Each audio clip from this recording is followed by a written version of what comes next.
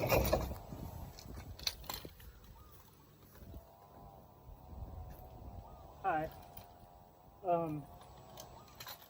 So this is my 3-section staff progression on day, I don't know, 7 or 10. So I've been practicing 3-section staff for about a week. I've been practicing nunchucks for about 3 weeks. And so, like, weapons are used to enhance your innate abilities, right? And so, like, when you have a weapon, I can do to this space right here in terms of delivering force, delivering energy. With a weapon, I'm able to do that from like further away, and I'm able to do it with much less effort to hit hard. Right, so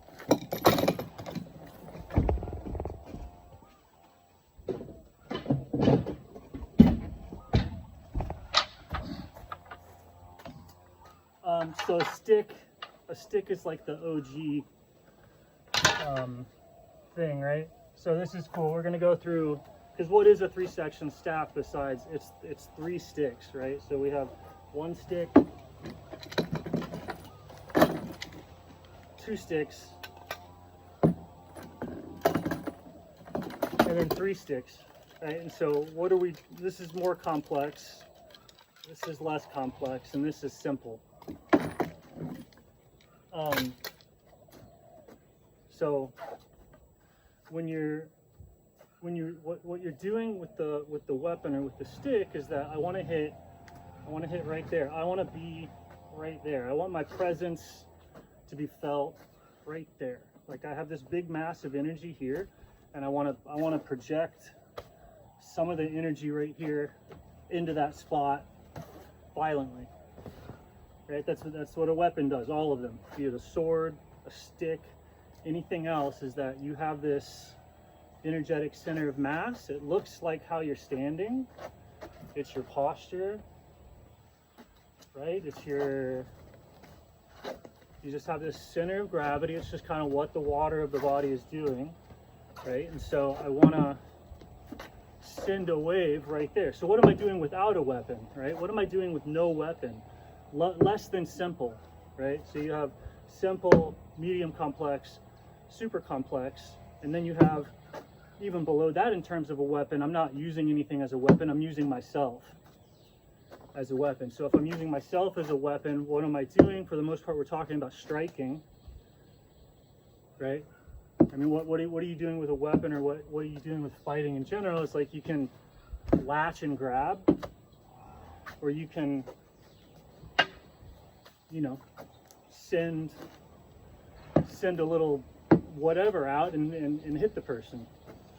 Which, what are they? They're the exact same thing as you. So they're just sitting here kind of like this, and you're trying to send a wave, a chunk of mass, right? Some sort of emanation from yourself into their space in a way that'll disrupt it.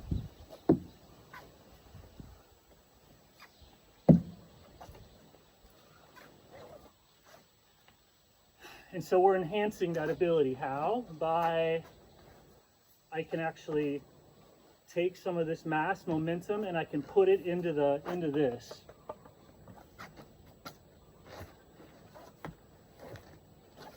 Right? You can feel it. You have this right here, and you can take it and you can send it out there. But without the weapon, it wouldn't be possible. How could I send a pulse right there with no weapon? Okay, so it lets me, if I grab something, I can grab whatever, and it suddenly I have this appendage through which I can touch or send force to.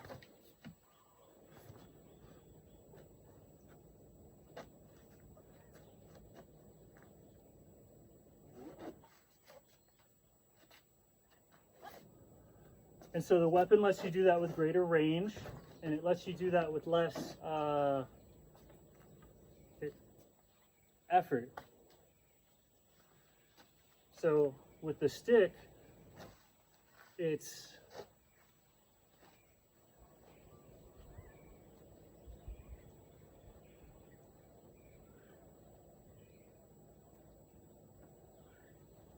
right. So I can use the weapon to just be an object to hit another object, right? But when you drop into just feeling how things are, you feel an undifferentiated, unified field of awareness and consciousness. This is what everyone finds when they look like we're literally in a sea of energy, and then we are just a different density of that energy. So what's actually happening is not two objects hitting, but when you have a weapon, it's there's a wave or there's a current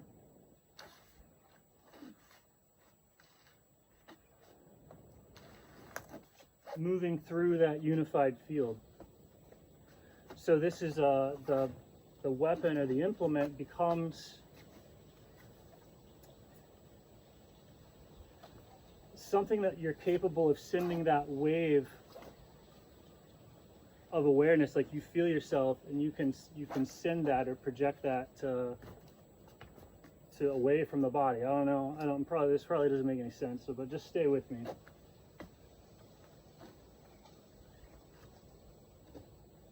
So the 3-section staff is cool because as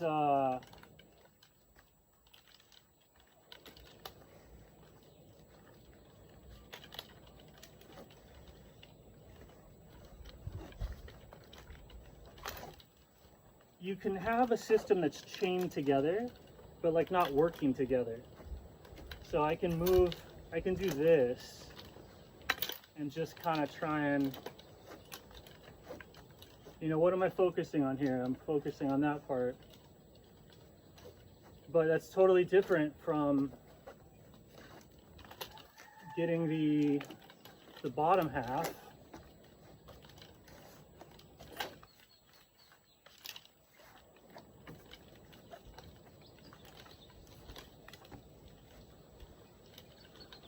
try to go too deep here. See if I can get back on track.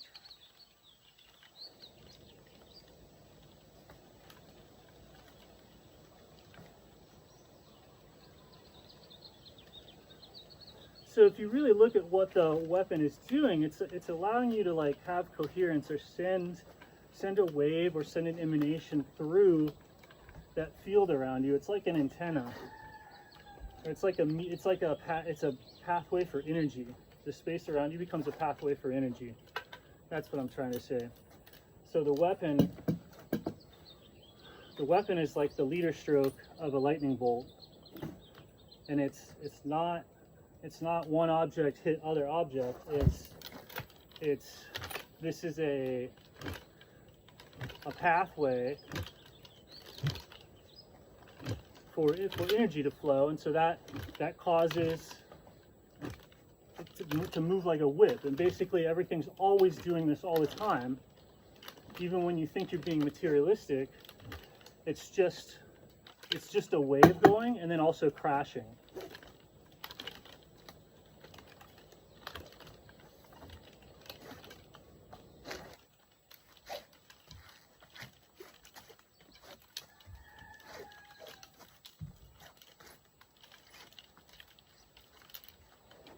And so the technique or the form of any particular movement is like the waves crashing on the shore.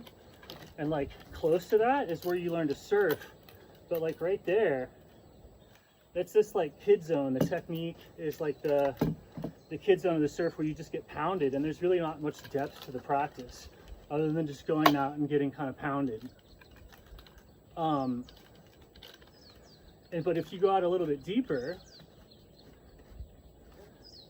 this is where you get into like dance technique, and this is the internal martial arts, right? Whenever anybody gets into the internal martial arts, like Tai Chi or Qigong or yoga, to the average person, it looks as if you just swum out to sea and there's nothing going on out there. You don't feel any waves. Like they're out there and they're like, oh, I'm feeling this. And it's like, no, actually nothing's happening. And they're right, because out there it's like, no, nothing's really happening in that regard.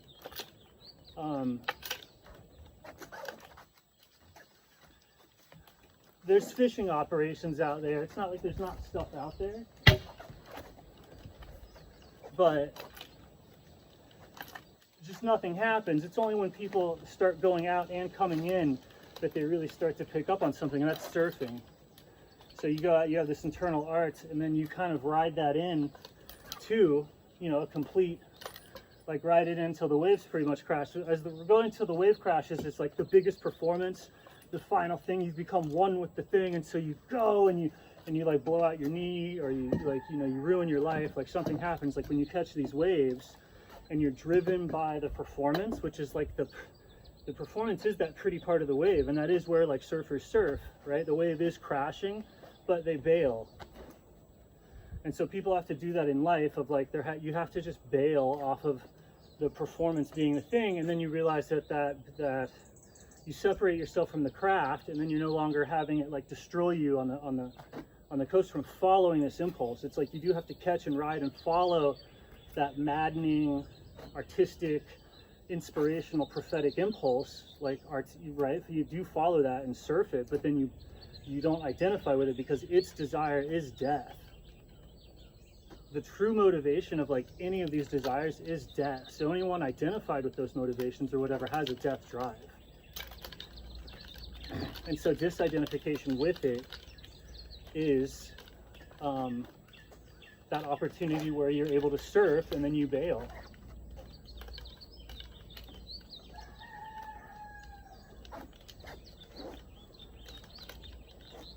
And then the performance is on a totally different level. The performance is like people start. That's the art. That's the thing that people want to watch. Is people surfing that impulse.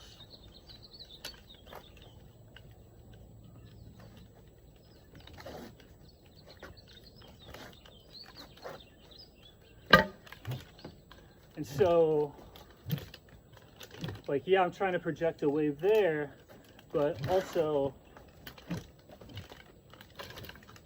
there's a difference between this bottom stick being tied in with it, like the whole body being tied in with it, and doing the exact same motion kind of with the wave crashing,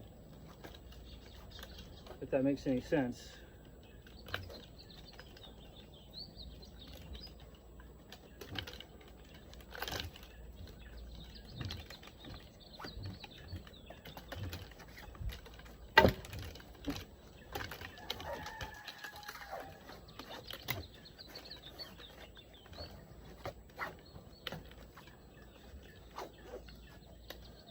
And so it's pretty, as you get better at a weapon, it's more and more nuanced if you develop any power.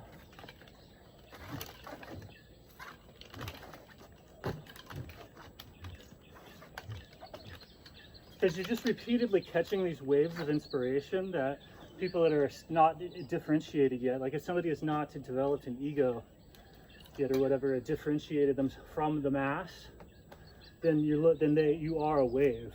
Like if that's you, you are a wave. So before a person has like an awakening of the ego, they're just a wave.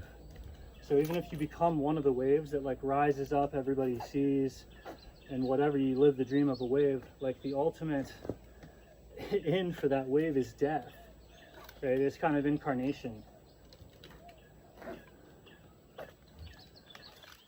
And so for the mass of humanity is these waves that's constantly being generated by God, like cycles of time, you could call them, right? Cycles of time is just these like waves of identity that you see crashing to shore over and over and over again. A wave comes up out of the ocean, it grows into an epoch, and boom, it just crashes, and there's another one, and there's another one. And so it's just happening, and then the ego identification process is like, I'm an object in the wave. And at that point, you're swimming in consciousness, or you're growing up in an artificial environment, like you're a civilization on a boat, a civilization that's like in water. All these situations you can be towards your consciousness or what have you.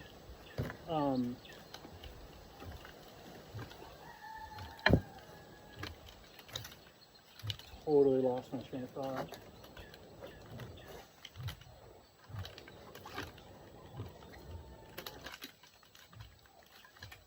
Oh yeah, and then at that point, you're seeing this stuff come up, like these artistic impulses that like drive. These artistic impulses are insanity, right? And when people ride them, they look insane, and then if they get off in time, we go, bravo, that was amazing. I can think of many celebrities. I can think of many individuals.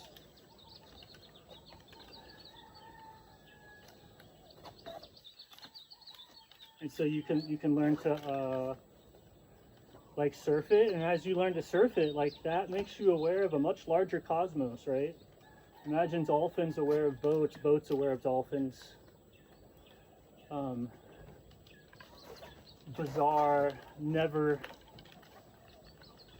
possibly assumed commonalities between all these things of like, whoa, I can understand all these different types of life, from the plant to the microbial to the angelic to the demonic. Like, you can understand all those things.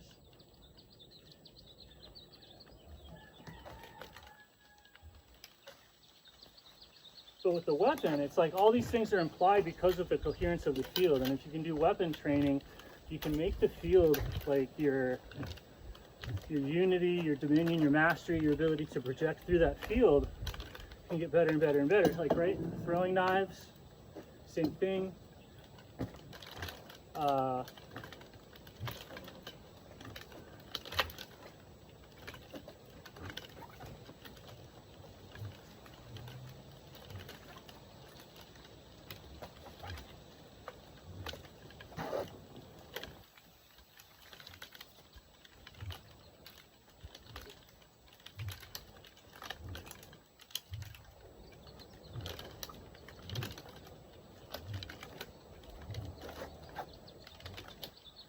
And so it's just very easy for me to feel that whole,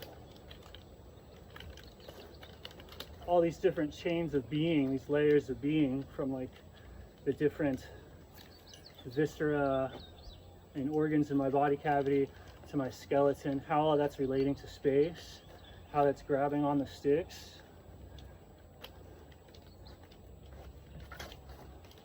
And ultimately, it all boils down to, like, whatever the thing is, it's just as common, it's just a field as basic and as simple as water.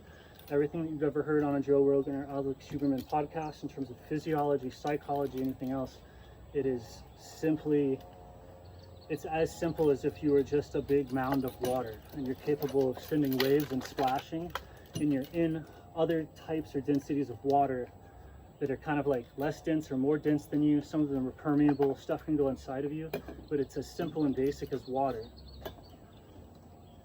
Held in this shape by a series of pipes, but still just water nonetheless.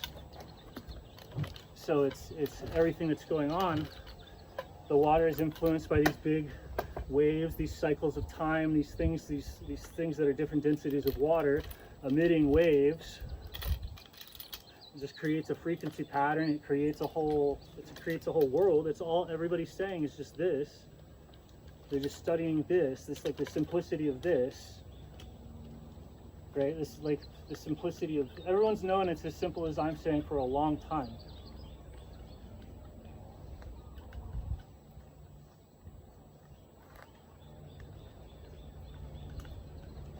And it's something along the lines of water is spirit.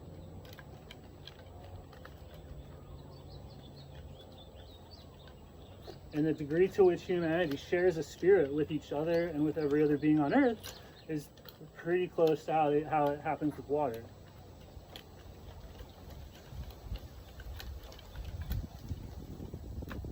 The awareness, the oneness that everyone has with each other is like, get rid of everything else on earth and just look at the water and look at how it intermixes between each other.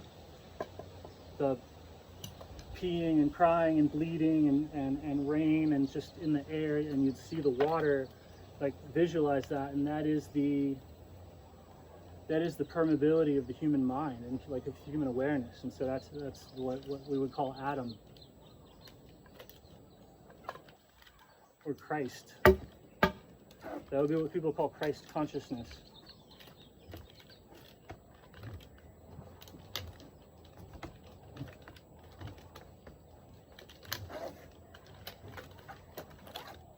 And so there's different layers to it. So it's cool, you can get this layer to play with this layer. Like like practicing getting two layers that aren't in direct contact to communicate. And developing that skill to get this butt stick to communicate with the chuck at the end is the same as the ability of like the inside of the body to communicate with the outside of the body, or vice versa. To where they're a single movement rather than just like creating or accommodating, right? It's like they're both helping to do the same thing. It's not two different things. So then you have the two separate, when this happens, it's like you have two separate planes of existence separated, but they're communicating with each other. Like, so I can feel the length of the far stick with my right hand. And through this like intermediary stick,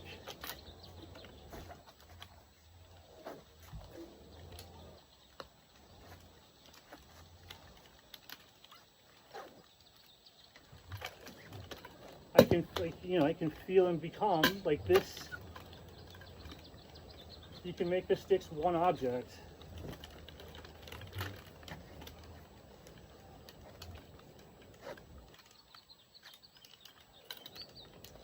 Right? So when you go to a simpler weapon, it's the same thing, but the intermediary object could just be this whole arm, right? It's still a 3-section staff. Here's a section.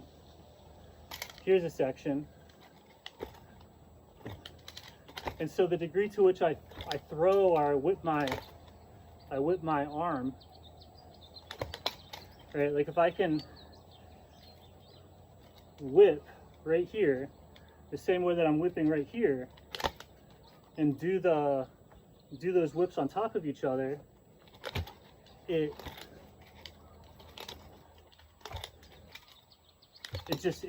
gets really crazy, because it's like literally, imagine I've genuinely started a whip with my hips, and that whip whips my arm.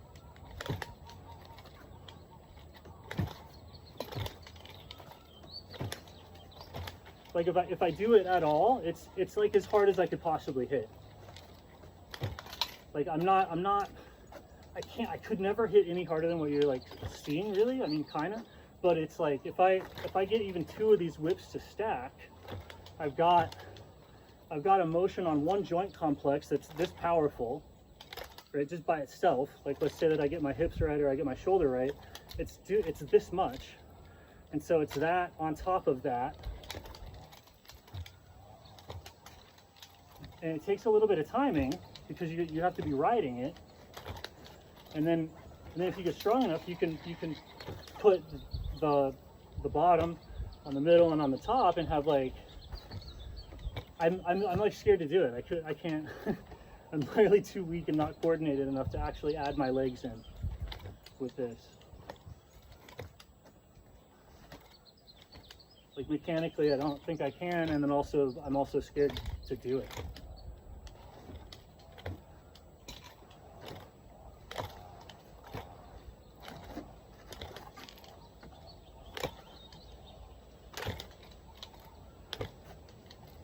So, like, okay, yeah, you've gotten too powerful for your own britches. Let's go to something simple. It's a little bit easier if you're a short guy. Ladies, like, it is easier for a short man to discover these spiritual truths. So if you're willing to overlook You know, a guy that's under 5'10", he can roll and tumble and learn deep spiritual truths about balance much easier than a lanky dude. And so yeah, there is that.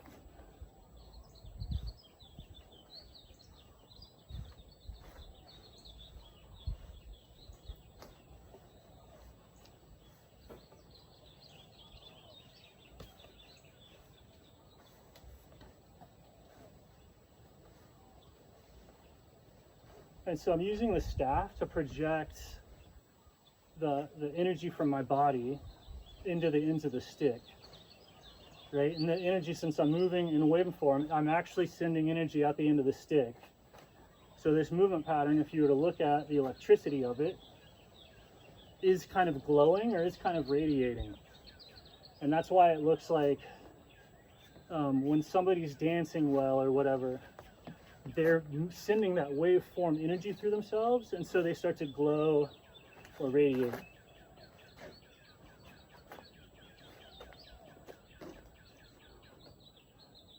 Like, good movement isn't just like, oh, I did the XYZ kata, or here's the dance move.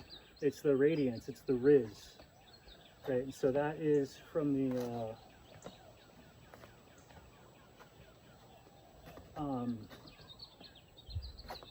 yeah, what would you call it? The as long as you are coherent with your field, like with your being, with your presence, then you are actually light. So it looks like you are emitting light to other people, and we are that. So people are that light that they're emitting.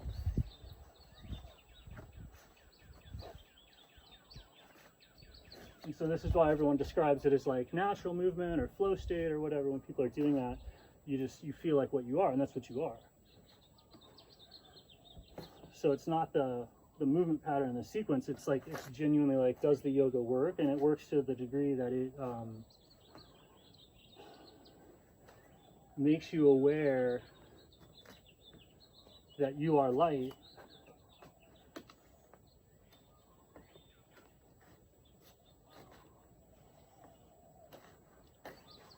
And so light controls the world that way, right? That's like the vibe. Like, you're just sexy people just get what they want. It's that when you're that way, like any sort of charisma, any sort of star power, any sort of endorsement, this influencer thing, is basically just emitting light as a code to get everyone to do what you want. You emit the right light frequency, and then people are mesmerized by you. It's just how cults work. And then people in materialism are like, have a darkness or a blindness, and they go around and they move objects. They have to do things for themselves, which is good. You kind of want to be a little bit of both. You want to do stuff for yourself as much as possible, but also like emit light so that you're not like in poverty.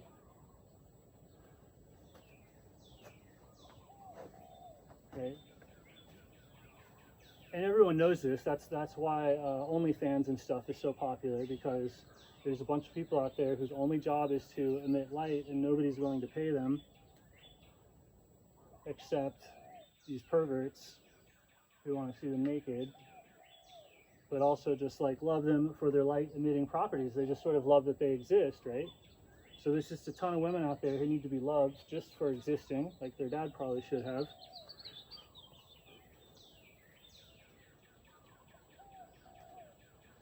And you know, but so instead, and so people don't have compassion except the most humble. So then there's all these humbled losers,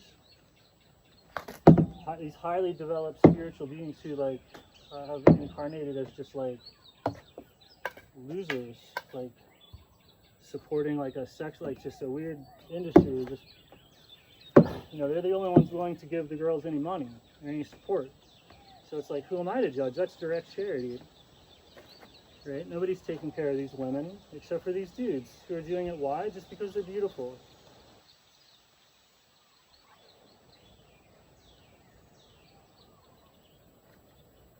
I don't think it's good. I think it would be better if nobody felt the need to do that in the first place, but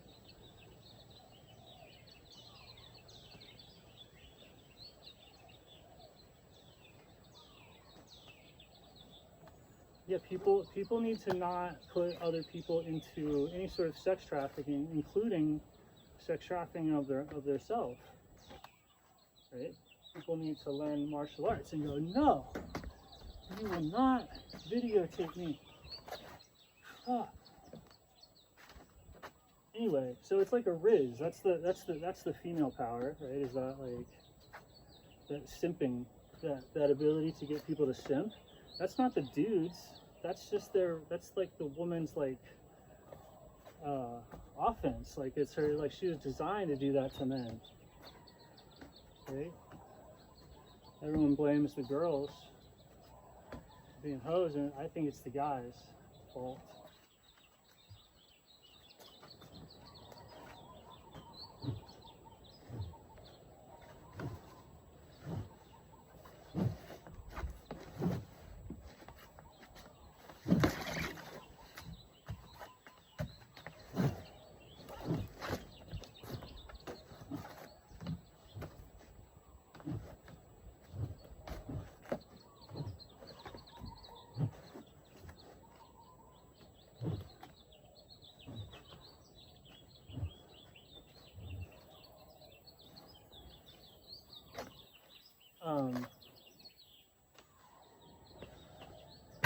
So yeah, that's why wizards and stuff like stabs, it's like they're literally like they conduct your consciousness. Right? I can feel, you know, right there. I'm reaching out with this thing. I reach out with the cell phone and the internet.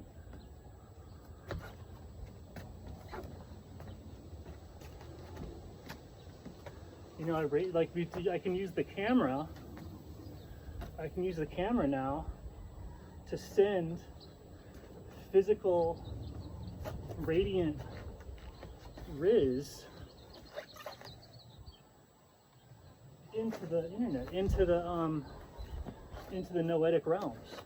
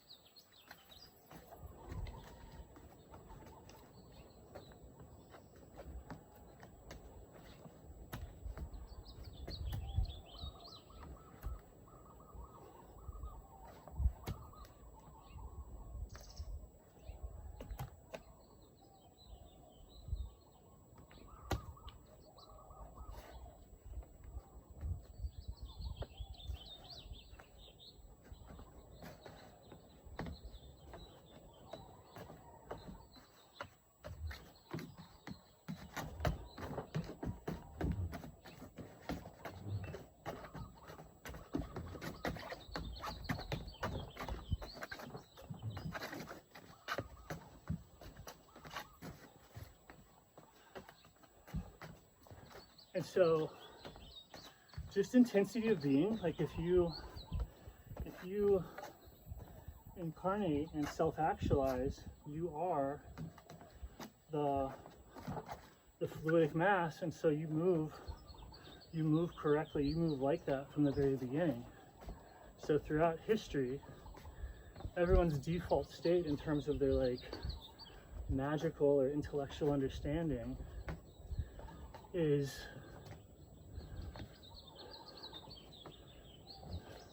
more or less all-knowing, and then that state gets perverted by like trauma or whatever.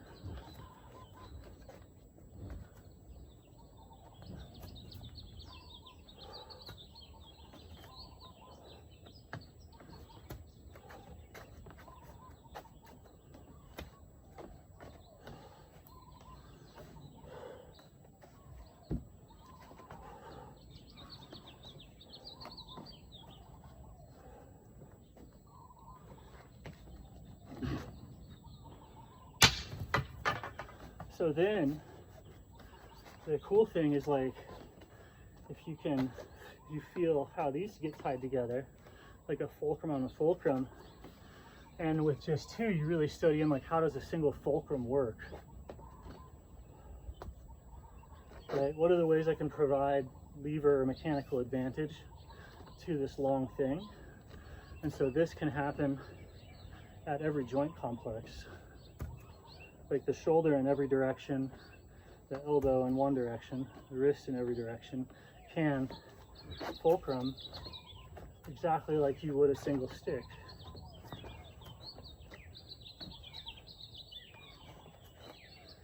And then if it's relaxed, each one can flail.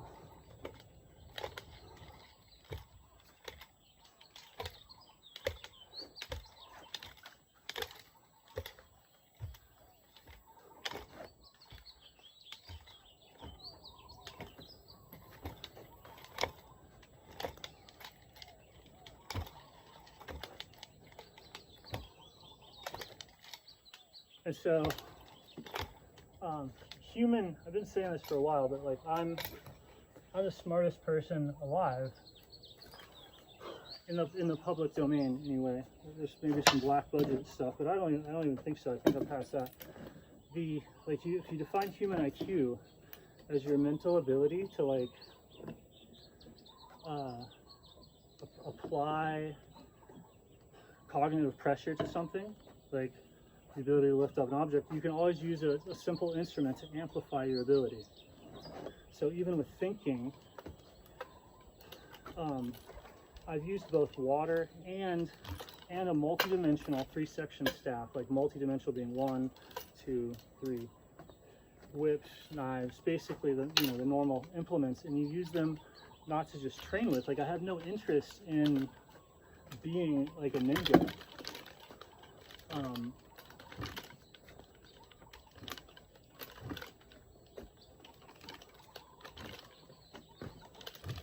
But utilizing that stuff and then pondering as I do it connects my cognitive ability to the implement. And so what I think about, I become that much like stronger.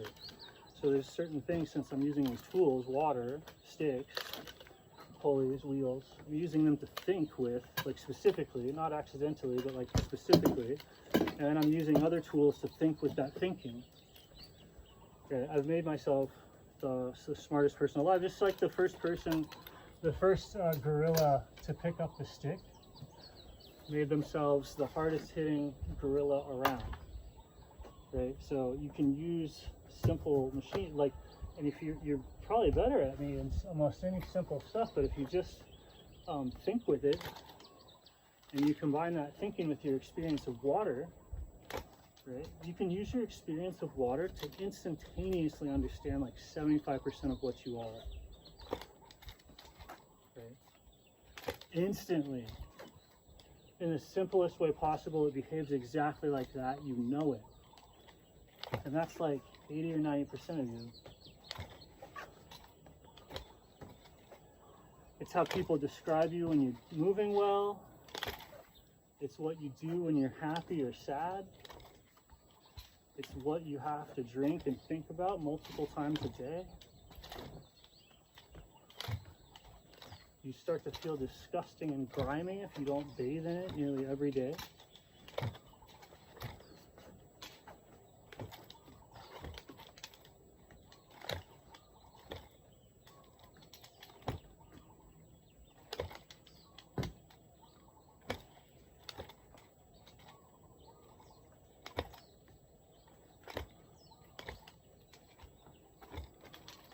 And so IQ isn't the only way to be smart, but in some sense, like when you use a simple lever or something like that for the first time, it's like, whoa, you just moved a lot of concepts at the same time. It's a very strong idea. Ideas based off of water have properties similar to water. They fill in all the gaps, they fill in all the cracks. The analogies very much connect, they support, they dissolve each other, they float each other. They crush each other to unimaginable depths where everything becomes one.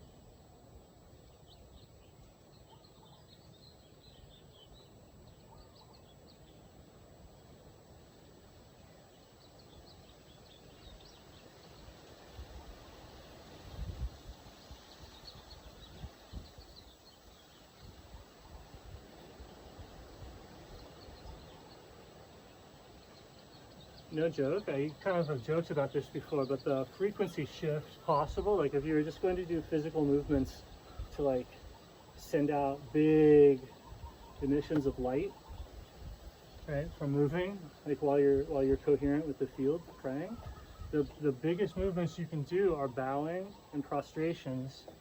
Like, so you're either going all the way down as far as possible and feeling that rhythm. And bowing and prostrations are really the only way to do that, like effortlessly. If you align with it, and you do that, it starts emitting big waves, right? So if I just fold, I can get the same light emission as if I was doing. Like a squat is kind of going up and down as hard as possible.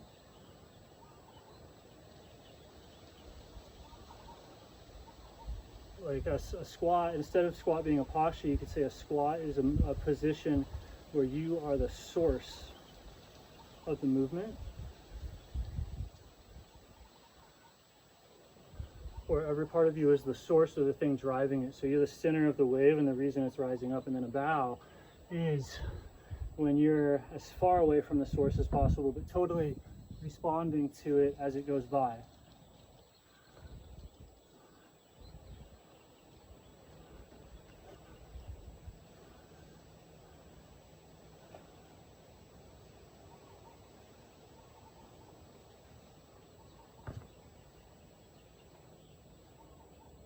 And so you can stay with it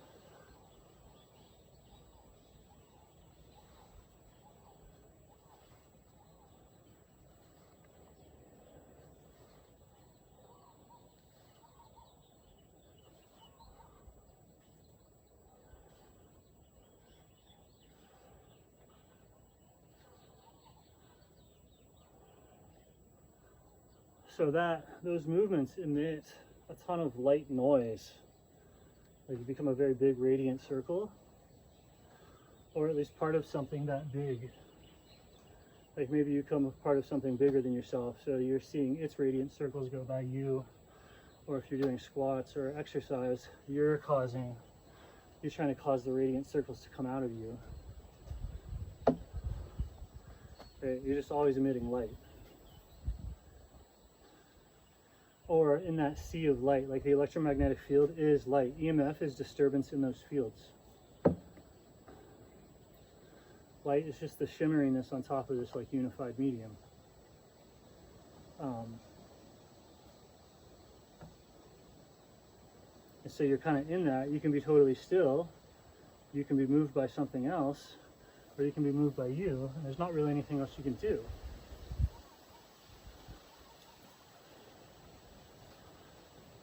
And so these are the big ones.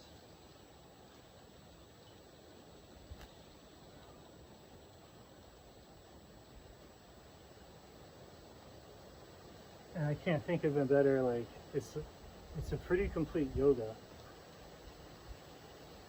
So It's just, I thought that was funny because nobody considers Orthodoxy or Christianity to have much yoga. And as far as I can tell, it's just because they only boiled it down to 3 postures: sitting, bowing, or standing, bowing, and prostrations.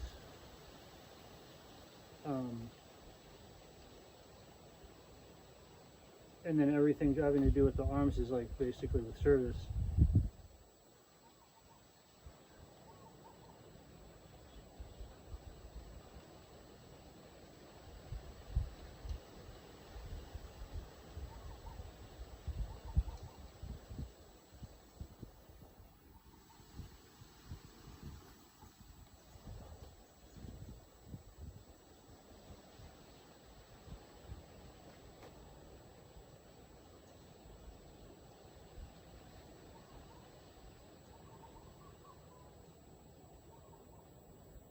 And so with any of these squat variations, you are just practicing like what makes you emit that movement. So activate those muscles.